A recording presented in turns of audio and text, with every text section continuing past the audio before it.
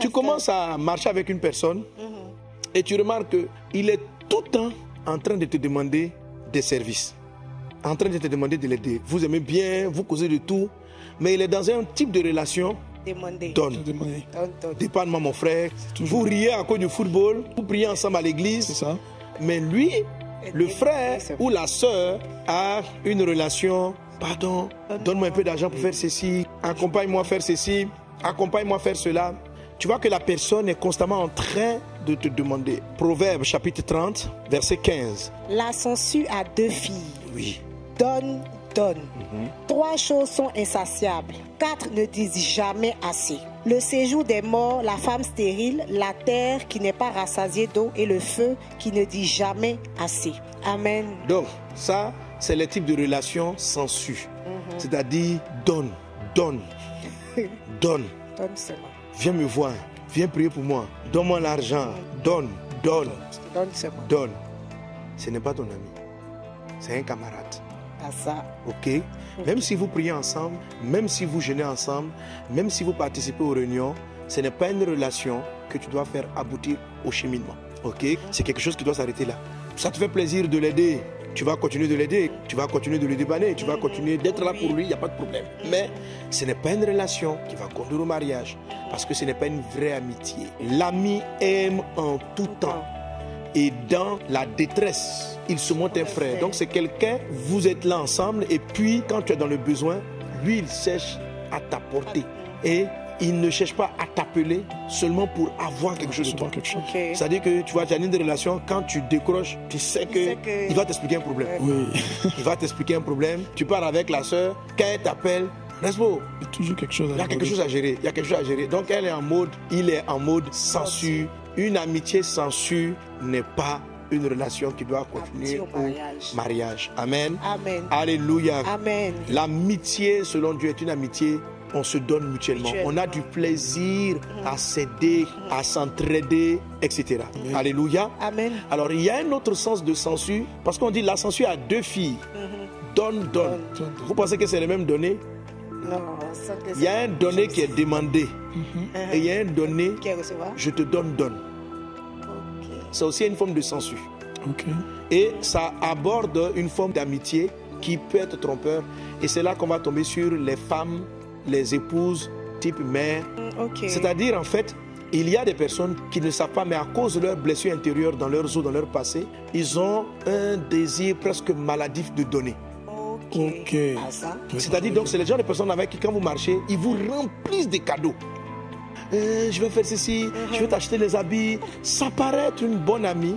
Ça paraît être un bon ami. C'est-à-dire que vous n'aimez pas encore aller loin. Déjà, le monsieur, il t'achète une voiture. Déjà, le monsieur, il te donne en même temps 10 millions. En même temps, le temps de finir, même chez lui même, il t'a déjà offert une maison. Le terrain, tout ça. Ma fille, faut fuir. On dit, un homme qui donne comme ça, là, qui va le laisser? C'est ça. On n'est pas obligé de rendre, papa. Il claque les doigts, il envoie. Comment? On se sépare, mais on rend pas. Et il y a des femmes comme ça. Elles donnent. Il y en a qui c'est pas l'argent qu'ils donnent, mais c'est leur amour. C'est pas forcément l'argent.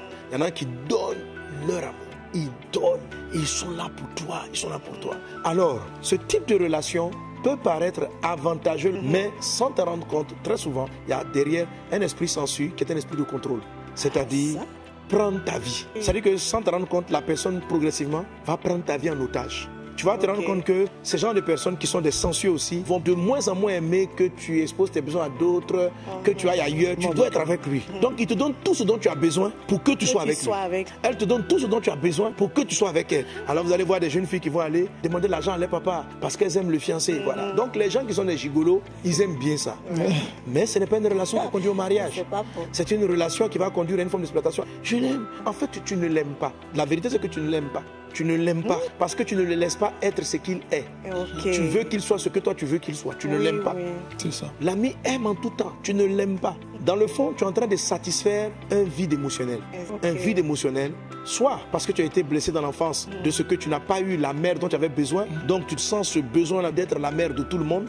Sans te rendre compte, tu vas vouloir marier ton propre enfant. C'est-à-dire, en fait, qu'est-ce qui va se passer? C'est que tu seras plus facilement amoureuse. Mais ce n'est pas de l'amour qui conduit au mariage. Tu seras amoureuse des gens que tu aides le plus. Et tu ne vas pas aimer tes vrais amis Parce que tu te sens attaché aux gens que tu aides. Alors c'est pourquoi vous voyez souvent des relations, vous ne comprenez pas pourquoi. Le gars c'est un bad boy, un mauvais garçon. Et puis la fille est toujours derrière derrière lui. Pourquoi elle ne veut pas? Parce qu'elle a l'impression qu'elle doit l'aider à changer, que demain il va s'améliorer. Un matin elle apprend qu'il est parti sortir avec une femme ici. Mais quand même elle est là, elle prie pour lui, elle veut l'aider à s'en sortir. On dit mais le monsieur est en train de te montrer déjà qu'il serait dangereux. Vraiment. Mais elle est là pour lui, elle est là pour lui. Ma fille, tu es malade. Pardon, mais tes os sont brisés. Il y a un problème. Si tu rentres dans cette relation, ça ne va pas marcher parce que lui, il va te tromper. Parce que tu vas représenter pour lui sa maman. Parce que les gens comme ça qui rentrent dans le truc, c'est qu'eux aussi ils n'ont pas eu de maman. Ils n'ont pas eu une mère qui leur donnait ça. Ou maman est partie. Ou ils n'ont pas bien quitté maman. Il y a une remplaçante de maman qui arrive, qui veut l'amener à l'école, qui veut lui dire comment on étudie. Donc elle est là. Tu as prié le matin, tu as gêné hier. On est dans 4 jours de jeûne, tu as fait ça. Tu as prié ici. Tu es venu au culte. Je ne t'ai pas vu au culte à 8 heures. Je ne t'ai pas vu au culte de 7 heures. C'est-à-dire que lui, avant de venir au culte, il doit t'expliquer. Ma fiancée, je vais venir au culte. Quand je quitte le culte, mais pourquoi tu n'es pas resté dans ta tribu? Pourquoi tu n'es pas resté pour faire la réunion? Non, mon gars, il est un peu trop charnel. Ah, il m'énerve. Il m'énerve. Voilà. Tu veux contrôler sa respiration. Il y a quoi? Il t'a fait quoi? Laisse-le tranquille. Il existait avant toi. C'est ça. C'est-à-dire qu'on dirait que c'est depuis que toi tu es arrivé qu'il existe. Tu as un problème. Ce n'est pas ton ami. Tu es en train de le prendre comme ton enfant. On ne marie pas son enfant. Yes. Tu es en train de le prendre comme ton bébé. Ton bébé, c'est à ton bébé, tu vas dire, tu as prié le matin, mon bébé prie, mon bébé jeûne, mon bébé mange ceci, mon bébé mange. Si tu as une relation amicale où tu es en train de contrôler la vie de quelqu'un, c'est que ce n'est pas une amitié qui conduit au mariage. C'est un type d'amitié sensu, mais dans le sens opposé, c'est que c'est toi maintenant qui donne et qui donne. La censure a 2 filles. Donne. Ça, c'est une Donc, révélation. j'absorbe. Mais la censure aussi, Donne, je te donne. l'esprit de la censure, c'est donner. Mais en fait, la personne prend quelque chose sur l'autre. Dans le fond, tu as l'impression que c'est elle qui te donne. Mais en fait, tu lui procures une satisfaction personnelle. Le fait d'être là pour elle, d'être là à sa disposition, ça lui donne une satisfaction personnelle de l'enfance qu'elle a perdue. Et alors, ça va donner des familles, des couples, où par exemple, le monsieur n'en pouvant plus, il peut devenir violent, le gars la frappe, mais elle est quand même là. Quand on dit, tu dois s'imaginer, c'est comme une mère avec son enfant. C'est ça. Une mère, même si son enfant casse tout dans la maison, mais elle va être fâchée, mais elle l'aime. Elle peut pas, une mère n'abandonne pas son enfant. Alors ce genre de relation-là, vous pensez qu'il s'aime, mais elle n'arrive pas à quitter pour laisser la personne être guérie de son mal. Donc j'ai rencontré une dame une fois, le monsieur l'a frappé, il lui a cassé toutes ses dents. Wow. Il la blesse. Elle est là. On dit, mais quitte, il va finir par te tuer. Elle dit, mais les enfants, ils vont faire quoi? Les enfants sont un prétexte. La vérité, c'est que son comportement bizarre, tu l'avais avant. Donc, c'est un bad boy. Mais toi, comme tu as un esprit de maman qui veut éduquer son bad boy, tu es attaché à lui. Ce n'est pas l'attachement du mariage. Ce n'est pas l'amitié qui conduit au mariage. Ça, c'est une amitié qui va conduire à une autodestruction mutuelle et qui peut aboutir à des drames. Donc, Papa, ça veut dire que les deux sont malades, en fait. non, les deux sont malades. Ok. Dans ce cas, les deux sont malades. Parce que lui, maintenant, il profite de ce qu'elle donne. Donc, lui, il a une censure. C'est comme 2 censures qui se rencontrent, en fait. Ok. Donc, lui, il est sensu dans le sens de je reçois. Elle, elle est sensu dans le sens de donne.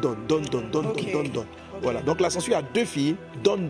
Donc, en fait, c'est un genre de besoin qu'on ne peut pas combler. Qu'aucun homme, aucune relation ne pourra combler. C'est-à-dire que cette personne-là n'a pas encore la maturité. Tu as besoin que Jésus-Christ guérisse ton cœur. Amen. Alors, si vous êtes rentré dans le cheminement, déjà, je ne vous dis pas de vous séparer. Je vous dis d'être conscient que votre être intérieur a un problème. Et vous devez faire un travail de guérison intérieure. Amen. Pour que votre amitié soit, on s'aime en tout temps. Tu es dans la détresse, je t'aide. Vous vous entraidez, vous êtes des vrais amis. Amen. Les vraies amitiés selon le Seigneur, ce sont celles-là avec qui on peut partager les choses. Et ce sont des amitiés qui conduisent au mariage. Ce n'est pas le type de relation qu'une mère a avec ses enfants ou un enfant avec sa maman. Donc, un fiancé qui te voit comme sa maman, c'est un problème. Une fiancée ou bien un fiancé qui se voit comme ton papa. C'est-à-dire, il y a des filles aussi, elles sont des sensuelles. Le monsieur aussi, c'est une sensuelle. Lui, il veut être le papa. Donc, il veut marier ses filles. Donc, il aime ça. Ma petite. On dit c'est qui la fille là? Comment la femme que tu as mariée, tu l'appelles ta petite? C'est ma bonne petite. C'est ma petite. Elle est ta petite par rapport à quoi? Tu es dangereux. Ça veut dire que quand un garçon est en train de dire c'est ma petite, on dit c'est qui? Ma bonne petite. Ça veut dire que je la gère, je prends soin d'elle, je l'entretiens. Donc ça, c'est encore un autre esprit sensu, tu vois. C'est donc le côté père spirituel qui veut marier sa fille spirituelle pendant qu'il lui donne tout. Donc il y a un attachement qui se tient, mais c'est un attachement de père à fille. Ce n'est pas un attachement qui doit conduire au mariage. ce n'est pas une amitié. Bon, comme moi on est de la même génération, on va croire que c'est de l'amitié, mais en fait, quelqu'un dans sa tête est encore enfant et l'autre dans sa tête doit donner à l'enfant. Et ce n'est pas une amitié qui doit conduire au mariage, c'est une amitié qui a besoin d'être guérie, d'être rééquilibrée pour être là où elle doit être, pour que vous envisagez éventuellement le mariage. Ça ne disqualifie pas à 100% une personne, mais ça vous disqualifie en ce moment-là pour entrer dans le mariage. Car si vous entrez dans le mariage dans cet état, ça va vous causer des problèmes. Parce que tu vas voir que le mari que tu vas marier, pour qui tu es la bonne petite, il va te fatiguer. Généralement, les gens donc comme ça, ils ne vont pas vouloir que les femmes travaillent. Oui, parce qu'en fait, lui, il a les petites. Donc comme il a les petites, il va se dire que si elle travaille dans une entreprise, son patron, c'est-à-dire en fait, psychologiquement, il va avoir l'impression que le patron va draguer sa bonne petite. Sa bonne petite. C'est-à-dire qu'il a l'impression qu'une femme est amoureuse de quelqu'un qui est fort, qui peut la protéger. Donc tout homme potentiel rencontre avec des hommes riches, fortunés et frais le genre de personnes qui ont une mentalité de censure. Et c'est le type d'amitié qui ne conduit pas au mariage. Donc il faut faire très attention à cela. Amen. Il faut savoir discerner cela pour ne pas rater votre mariage. Alléluia. Ce n'est pas ce genre d'attachement-là dont vous avez besoin. C'est la véritable amitié. C'est nous nous partageons, nous nous entraidons, je le comprends, il me comprend. On peut s'asseoir discuter, on peut se disputer, mais on s'entend. On rit de tout cela. Alléluia. Donc ça c'est l'amitié. Donc l'attachement à 3 grandes étapes. Vous avez l'étape de l'amitié, vous avez l'étape du cheminement, vous avez l'étape des fiançailles. Donc pendant tout ce temps-là, vous établissez les éléments et vous corrigez au fur et à mesure les choses que vous corrigez. Nous sommes des amis. Mais c'est Dieu qui sait quelque chose qui peut aller loin, quelque chose qui n'ira pas loin. Exactement. C'est Dieu qui sait si la censure va s'arrêter ou ne va pas s'arrêter d'être censure. C'est Dieu qui sait si le monsieur censure s'arrêtera ou pas. Ok? Quand tu le vois, tu dois poser vraiment la question à Dieu pour savoir si ça correspond. Que Dieu vous bénisse abondamment. Amen.